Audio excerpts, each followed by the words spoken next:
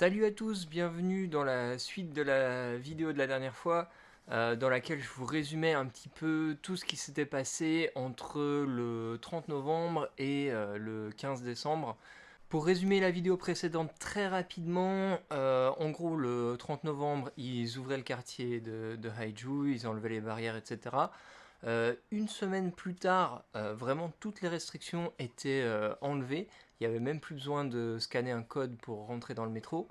Et encore une semaine plus tard, on se retrouvait contaminé au coronavirus comme beaucoup de monde. Et on en était resté donc à ce moment-là au 15 décembre. Le matin, Dee se réveille avec des contractions de plus en plus régulières, sachant qu'on était les deux contaminés au coronavirus.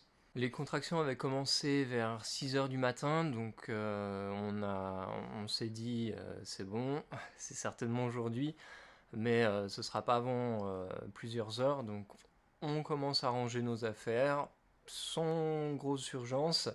Par contre, les parents de Dee étaient vraiment incroyables en mode ouais, vite, il faut vite partir, etc.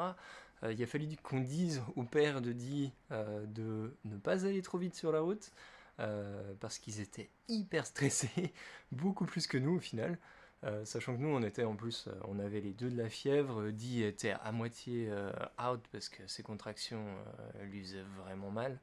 À l'arrivée, on leur dit tout de suite qu'on est positif au coronavirus. Ils nous disent bon, mettez-vous de côté. Et puis, on refait quand même un test histoire d'être sûr, on dirait. Ensuite, il y a eu quelques papiers à remplir. On a pris. Alors, pour les fauteuils roulants, il y a un système de location de fauteuils roulants. Il faut scanner un code pour ensuite pouvoir déverrouiller un fauteuil, pour ensuite pouvoir mettre 10 dessus pour l'emmener à la chambre. Et donc ils nous ont donné une chambre qui était dans un quartier réservé aux femmes qui vont accoucher et qui sont malades du coronavirus pour pas mélanger les positifs et les pas positifs. Et alors j'ai pu accompagner Dee à la chambre, mais très vite ils m'ont dit que je ne pourrais pas être là pour l'accouchement. Et il était environ 11 heures à l'admission. Ils nous ont mis dans une chambre partagée pour deux personnes. Donc il y avait un autre lit avec une dame qui, elle, devait, parce qu'elle avait passé le terme, devait déclencher son accouchement le lendemain. Ils ont très rapidement regardé où en était Dee de son accouchement et vu qu'on était encore quand même au tout début, elle a patienté avec moi pendant encore 3 bonnes heures et à environ 14 heures, ils ont pris Dee pour l'emmener dans une autre chambre où elle était cette fois-ci toute seule. Et moi, je me suis retrouvé tout seul dans la chambre partagée avec l'autre dame qui était dans le lit de l'autre côté de la petite cloison qui nous séparait. À ce moment-là, je me sentais très fiévreux, donc j'étais juste content que Dee ait quitté la chambre pour pouvoir m'allonger sur son lit. Et j'ai fermé les yeux et j'ai essayé de me reposer comme je pouvais dans l'état dans lequel j'étais. Je vous passe une petite vidéo que j'ai prise juste à ce moment-là pour qu'on se rende bien compte. Ils ont emmené Dee, il est 14 heures et quelques. Ils ont emmené dans une chambre toute seule. J'avais eu très peu de nouvelles de Dee. Vers 19 heures, on me dit c'est bon, tu vas pouvoir assister à l'accouchement, être avec Dee quand elle va accoucher. On vient te chercher bientôt. Et donc, dans l'état où j'étais, je réalise tout juste, surtout qu'on m'avait dit l'inverse avant. Ce qui s'est passé, Dee me l'a expliqué après coup, c'est qu'à chaque contraction, elle a appelé les infirmières, elle les a harcelés en leur disant mais pourquoi mon mari il est pas là, pourquoi mon mari peut pas venir, il devrait être là, il vient quand, jusqu'à ce que les infirmières en aient vraiment ras-le-bol et finissent par craquer et me laissent rentrer. C'est normalement quelque chose qui est possible généralement dans cet hôpital. Le problème ici, c'est qu'on était positif et qu'ils avaient une règle comme quoi les maris de femmes positives au coronavirus ne pouvaient pas assister. Mais étant donné que j'étais positif moi aussi, il n'y avait en fait aucune raison que cette règle soit appliquée.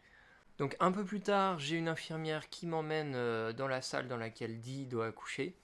Je la suis dans le couloir, alors c'est assez comique parce que il y avait quelqu'un du coup qui passait avec du désinfectant derrière moi pour être sûr que je répande pas du coronavirus partout. Et ensuite, donc je rejoins Dee et il nous laisse tous les deux tout seuls. Donc on a pu parler plus ou moins. Dee avait vraiment vraiment mal. On a essayé de manger un petit peu, ils nous ont amené à manger.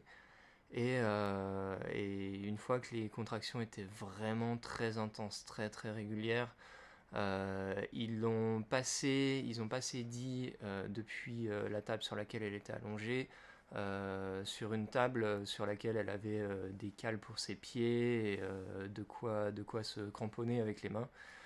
Parce que je n'ai pas parlé d'un petit détail. Le médecin anesthésiste en charge était sur des césariennes et n'était pas disponible pour faire une péridurale à Dee. Donc Dee a été forcé de ne pas avoir de péridurale. Et puis la césarienne n'était pas quelque chose de très approprié puisque tout avait l'air de bien se présenter. Un peu avant 22 heures, les infirmières demandent à Dee de commencer à vraiment pousser. Moi-même, j'aide tant bien que mal en la soutenant un maximum. Dans l'état où j'étais, c'était vraiment pas facile parce que je tenais à peine debout. J'avais vraiment une poussée de fièvre. Alors avec l'émotion, il a vraiment fallu que je demande d'une chaise pour pouvoir m'asseoir et rester à côté d'elle. Et donc elle a poussé aussi fort que possible. J'étais là pour lui dire oui, on voit la tête, etc. Jusqu'à ce que notre fils Antoine soit né. Et il était 22h15. Alors, on a eu vraiment peur par contre pendant une minute parce qu'il ne criait pas et les infirmières étaient affairées autour de lui parce que il était devenu un peu bleu, etc. Donc on a eu vraiment peur. Et en fait, il s'est trouvé qu'il avait respiré du liquide amniotique et à cause de ça, ils l'ont gardé en observation pendant quelques jours pour être sûr qu'il n'avait pas une infection ou quelque chose.